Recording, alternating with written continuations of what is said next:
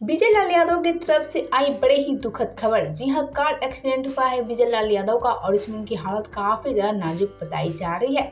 हम आपसे ये बता दें कि लखनऊ जाते समय विजय लाल की कार एक्सीडेंट हो गई है और इसी में उनकी हालत काफी गंभीर हो गई है।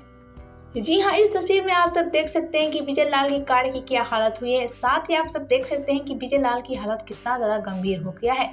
जी हाँ, इस तस्वीर में देख सकते हैं कि फोटो खींचने से विजय लाल यादव मना कर रहे हैं क्योंकि उनकी हालत काफी ज्यादा नाजुक बताई जा रही है। हम आपसे एक बता दें कि विजय लाल की कार की स्पीड बहुत ही ज्यादा थी जिसके चलते उनकी कार एक्सीडेंट हो गई और ऐसे में हम आपसे एक बता दें कि विजय लाल को भी वेदांत हॉस्पिटल में एडमिट किया गया है जिसमें उनकी हालत काफी ज्यादा नाजुक बताई जा रही है।